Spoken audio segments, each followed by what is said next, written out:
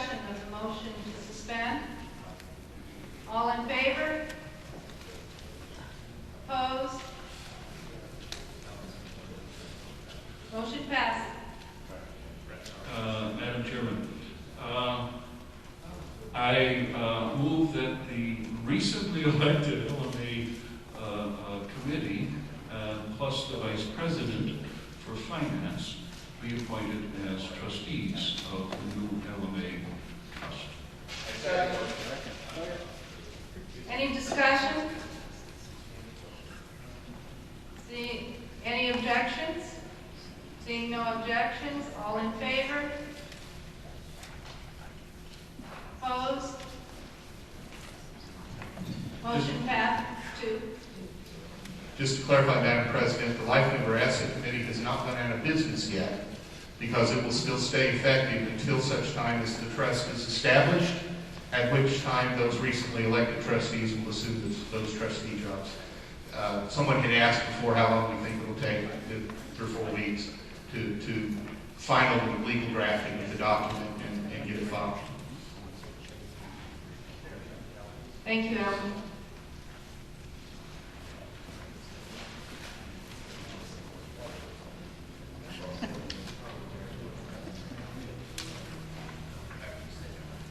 Okay, back to the agenda, Alan. We're at 12:14. Madam President, the next 2 ADMs, ADM 1214 and 1215, contain mirror image language, one of which amends the Articles of Incorporation, the other which amends the bylaws. They should and must be considered together. Therefore, I am asking to combine the 2 issues for one vote. I so move. Second. Any discussion?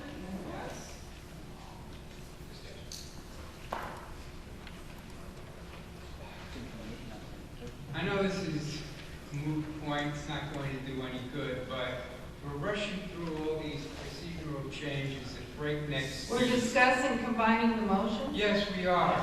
And now we're combining motions in an attempt to do I don't know what. Nobody's had time to consider anything. I just want everybody, before you vote in favor of this, to think about it carefully. This is important stuff. This is not routine. Right? This is very important. It's the nuts and bolts of the organization that we just voted to change. Okay? We just possibly made this whole body irrelevant. I don't know. Not yet. Not yet. Could be coming. So let's think about it. There's no need to rush through this at breakneck speed. Thank you. To address that point, this move to combine is simply to combine 2 mirror image motions, one of which affects the Articles of Incorporation, one of which affects the bylaws to accomplish the same purpose. Therefore, considering them together allows us to only have to vote once instead of twice for something for the same issue.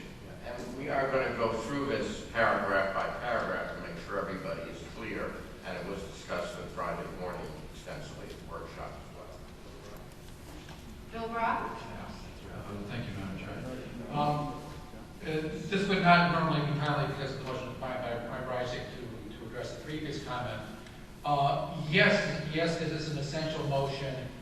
It is essential. I mean, this is the USCF has one of the most dysfunctional organizational structures I've ever seen in any national nonprofit organization. This is an essential change, and thank goodness it's on the floor. I urge you. Thank you. Tony? Yes, I agree with the first gentleman in combining things. I think that everything needs to be go through. I'm against definitely the overall change that's taking place because we've already since 2004 left out independent people that belong to the USCF and not state organizations to participate. And I think the whole basic idea is a bad idea. Combine them. I think we should talk about each single one separately. Thank you.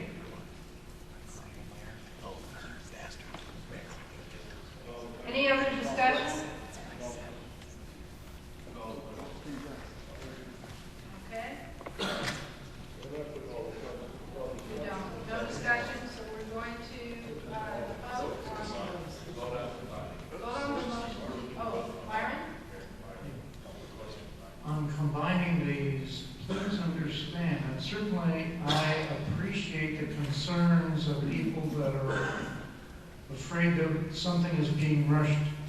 But on these two specific motions, they could have been combined even before they were written because they are the same motion. They're not two different motions. One addresses the Articles of Incorporation and the other the bylaws. And if the motion simply asked to amend them both, instead of having two separate motions, it would have been combined anyway. So it isn't really preventing any material discussion. Call the question. Any objection to calling the question? Now we know how you TV of the year.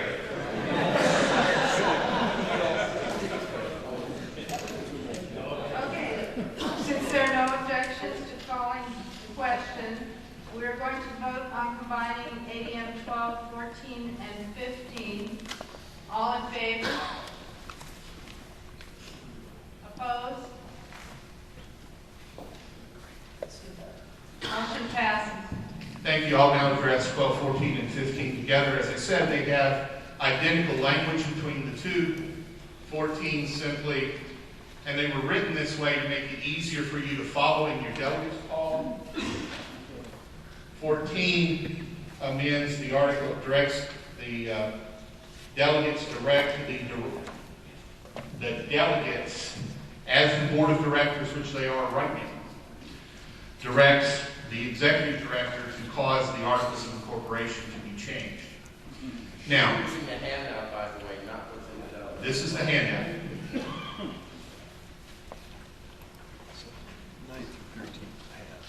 So if you have the handout, it says at the top, ADM 1214. It contains the ideas of the workshop.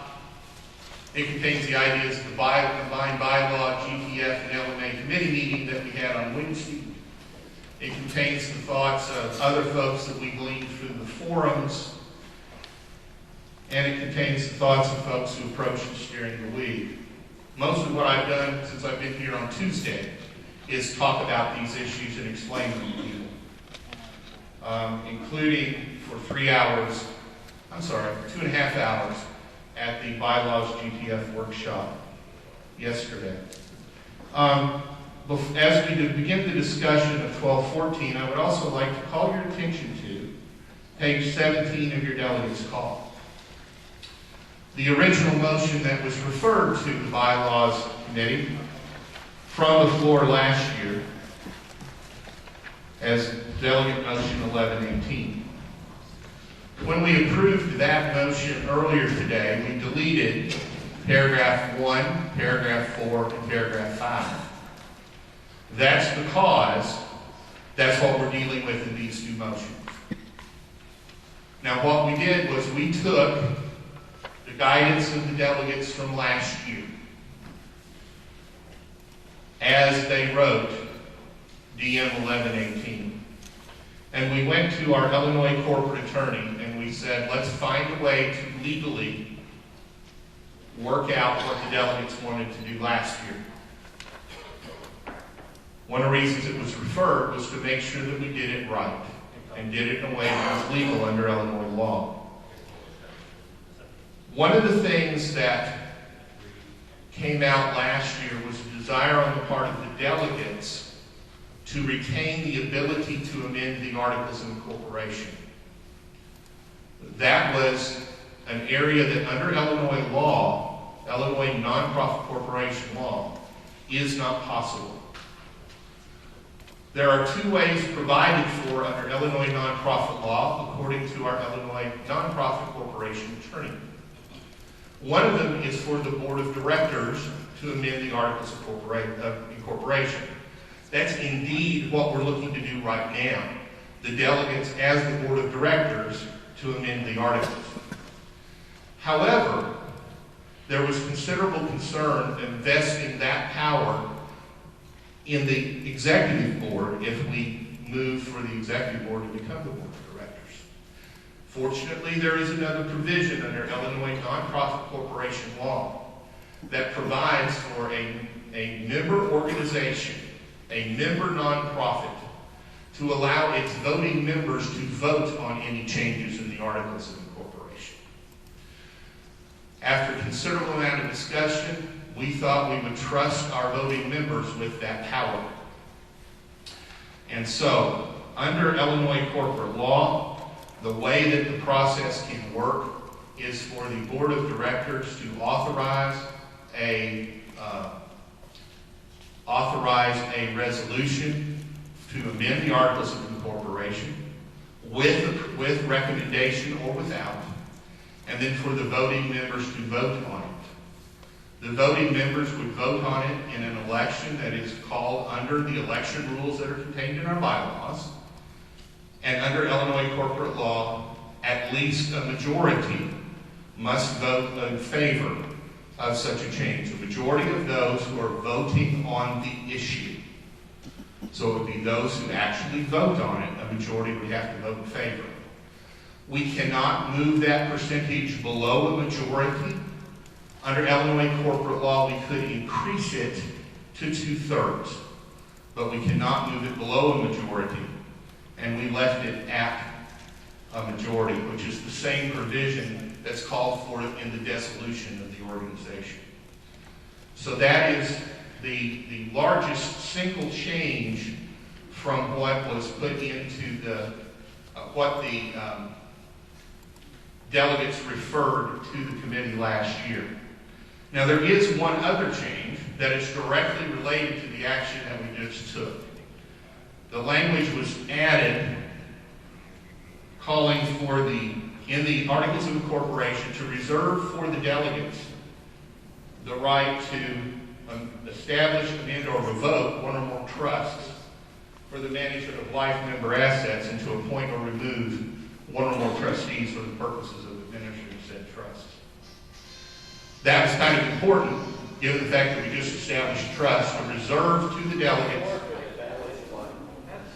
in the Articles of Incorporation the right to establish, amend, revoke, and appoint the trustees of that trust. So, the motion as it now stands is for the Board of Delegates as the current Board of Directors to cause the USCF articles, to direct the Executive Director to cause the USCF Articles of Incorporation to be amended effective January 1, 2013, because that is the point at which all of our terms as delegates will expire. Further, we do have other directors currently, we do have other current delegates who are directors whose terms do not expire at that date. Those are our delegates at large. Mr. Winston, I believe, has secured the resignation of all of the DALs as directors effective December 31 or January 1, 2013. So the Board of Delegates in the Articles of Incorporation, which now can only be amended by a vote of the voting members, reserve the right to amend the bylaws and the official rules of chess, approve the sale, exchange, or other transfer of real estate. Those are currently powers of the delegates. Approve any borrowing secured by real estate owned by the USCF, currently a power of the delegates. Approve the annual budget, currently a power of the delegates. Establish, amend, or revoke one or more trusts for the management of life member assets and appoint or remove one or more trustees for the purpose of administering said trust, which we just gave them, which we just set up, and supervise the ethics compliance process of the USCF, which is currently a power of the delegates. The tasks that then are remanded to the Executive Board are to be the Board of Directors and conduct all the business of the Federation, subject to the laws of the state of Illinois, the Articles of Incorporation, the bylaws, and the mandates of the Board of Delegates. And then finally, we would amend the Articles of Incorporation so that any amendments in the future that are proposed by the Executive Board must be approved by a vote of the voting members, and that the Board of Directors must present any such amendment for discussion at a regular or special meeting of the Board of Delegates before submitting such amendment to the voting members. And the voting procedure will be as provided for in the bylaws of the corporation. You'll notice that does not give the delegates a vote on that because they will have no power to vote on that. But it will be discussed. And Harold insisted on this language. I think it was a great change because what it does is it forces the executive board to bring any such proposal to this body for discussion, to incorporate the thoughts and comments, and quite frankly, to give the ability for you all to provide feedback and refine whatever proposal may need to be made in the future. Then, ADM 1215, the language is simply a mirror image of those items, which amend the effective articles in the bylaws. Article 5, Section 1 gives the powers and duties of the Board of Delegates.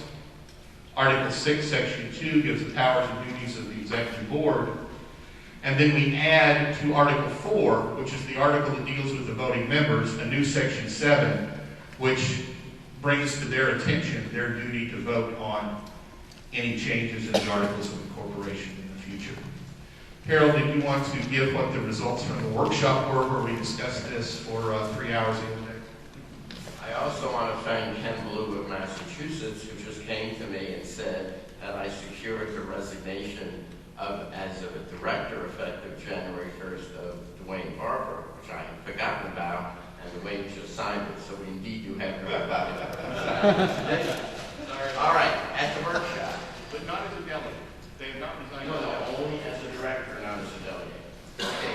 We had a discussion of two things, and I'll give you the committee and the workshop. Adding the requirement that it had to be a discussion at the delegate meeting first before amending the articles of incorporation.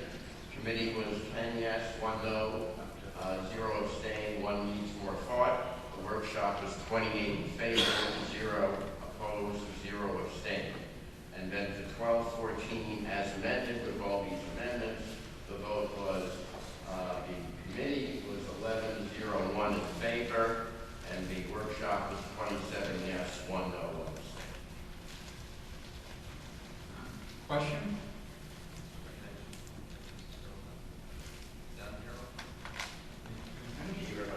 I have a question. Sure. Would you define voting member? Is that any USCF member, any adult USCF member, or is that a member who registered to vote? It's a member over age 16 who registered to vote, 16 or older. 16 or older. And you have to be registered, and actually, we have a bylaws amendment dealing with that issue to say that it's not going to be for promotional members with promotional memberships of less than a year. And if I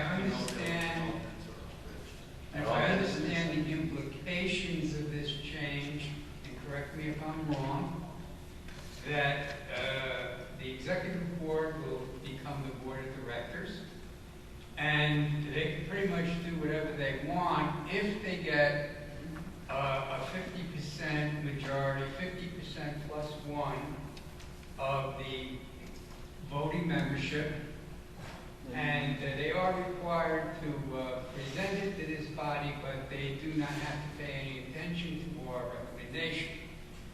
Therefore, we are irrelevant. Is that correct? No, it's not correct. If you look at the language about the Board of Delegates, it says the Board of Delegates will be the authoritative body of the Federation to determine the policies that govern USCF and all its activities. So if the Executive Board adopts a policy that when we come to our next meeting we think is wrong, we can overrule that. Further, it says that it's the Board of Delegates has the authority to amend the bylaws. The Executive Board cannot amend the bylaws. The Board of Delegates has the authority to amend the official rules of chess. The Executive Board has no power at all to change the official rules of chess. The delegates have the authority to approve the sale, exchange, or the transfer of real estate owned by the USCF. The Executive Board cannot do that on its own without the delegates. They approve any borrowing the delegates secured by real estate owned by the USCF. Again, the Executive Board cannot do that without the delegates. The delegates approve the annual budget. The delegates establish, amend, or revoke one or more trusts for the LMA assets. The executive board cannot do that on its own. The delegates supervise the FS compliance process, which means there can be ultimate appeals to the delegates. So the delegates still have a great deal of authority. I would not agree to this if I felt they did not. If your question instead is, has executive board authority increased somewhat, then my answer would be yes, it has. But I think the delegates still have control over the most important things that the Federation deals with that we would need to vote on. So that's my response. And to add to your response, Harold, one reason for changing both the articles of incorporation and the bylaws is to codify this in both places. And the bylaws in the future continue to only be able to be changed by the delegates. But outside of those few things you mentioned were irrelevant, right? Yes, outside of those few things that are the heart and soul of the way that the organization operates, you're certainly irrelevant. And now, Harold, when somebody sues the board of directors, it's not the delegates. That's correct. It's the executive board that gets sued, not the delegates. It would have been much easier. It would have been much easier to convince me if you guys would stop throwing this legal boogeyman up at us. Come on, that's a red I heart. don't think that's the case. Okay, I'm not a legal boogeyman. Will that count? If you look over at the agenda for this year's delegates meeting, with the exception of these structural motions, there is not a single item on the agenda that could not be on the agenda next year. If you look at the agendas for the last several years, virtually every motion on the agenda, motions having to do with changing the bylaws, changing the rules, appointing committees, all of those would still remain the power of the delegates. The one possible exception I can think of is when the executive board authorized the lawsuit and we were trying to say get out of it. The delegates might not have that power. It's not clear that's a policy matter. But otherwise, I would agree with Mike that almost everything on our agenda could still be on our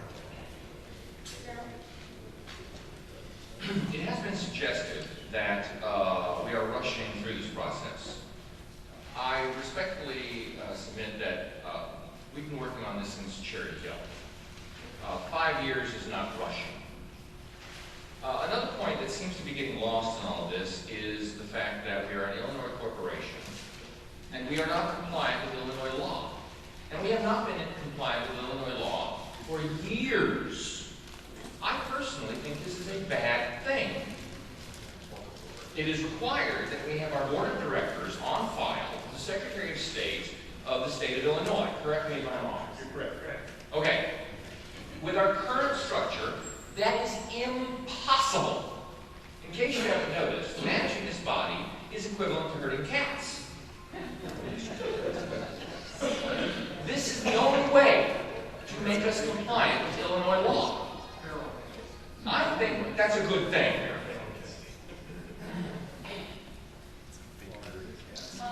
I would also like to address that issue on the timing of things, that during this week, as we have been... Alan, I call on Simon. I'm sorry. Simon, you yield the floor? I'll yield the floor to you. Thank you.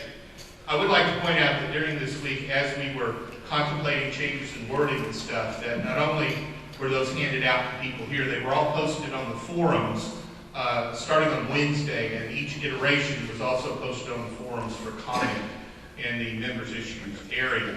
And there were some comments that were made that we incorporated those comments as we went along as well. So we have tried to present this in a lot of different ways. In fact, these motions not only came out in the delegates call some weeks ago, these were posted, the delegates call motions were posted on the forum the day that they were sent into the office. Thank you. Simon?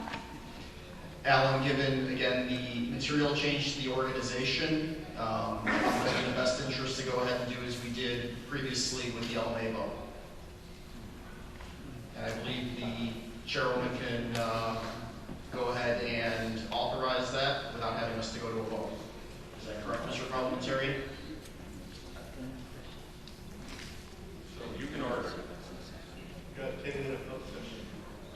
do another 10-minute vote session on this? This is a material change. I believe we should be doing it. Yeah. Yeah. I certainly think Harold and I would agree that we think that's fairly important. Yes. I recognize that it does give us an opportunity to stretch and go to the bathroom at the same time. Thank you for the suggestion. We will combine another vote with a break. Would you like to report the previous vote total? On ADMs 9 through 13, the final vote was 70 in favor, 3 against. Yes, let's finish the discussion. Saban, are you? I'm done. Are you done? Okay. Randy Bauer. Thank you, Madam Chair. I want to just make one point of what Alan was talking about, and that's that besides the fact that these issues have been discussed since Cherry Hill, the forum has been a great opportunity for people to participate in some of this discussion. And for those of you that never visited there, I would encourage you to do so, because the discussion that we've been having around this has been handled there in excruciating detail by people that have been very patient in those discussions. Thank you, Alan. And can be an opportunity for governance by all of us in what we're doing right now, and I strongly support the motion before us. Jeff? I'd just like to ask one question, I guess, of Harold. What the delegates, if we make a mistake here, can we fix it next year? You know, this passes. Are we able to get the power back to change whatever we do here and make it back the way it was? What would, the way in which we could change the governance structure again would be to amend the Articles of Incorporation, incorporating a vote of the voting members. So we wouldn't, as delegates, The comment then was that we wouldn't, as delegates, be able to do that. That is correct. Right, we have to get the executive board to initiate it. Of course, if you really think there's a disaster, that could influence how you vote in the executive board elections to get a board that was willing to do what you wanted. But it would have to start with the executive board. Bill? Madam President, by the powers vested in me by Tim Just, I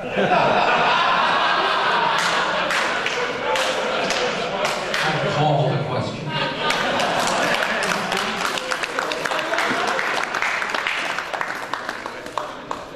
Is there any objection to calling the question? Yes. Okay, so we'll vote on calling the question. All in favor of calling the question? Okay. All opposed to calling the question? Question is called, so let me talk about how we're going to do this. We'll allow, Mike? Why don't you do it? By my watch, the last count took 12 minutes, and for those who weren't checking.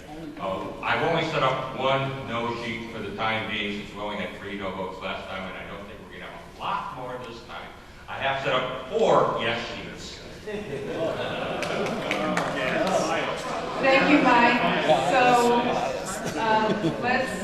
since it's a break this time, let's just have a 20-minute break, including a break. Make sure you vote. And the time right now is...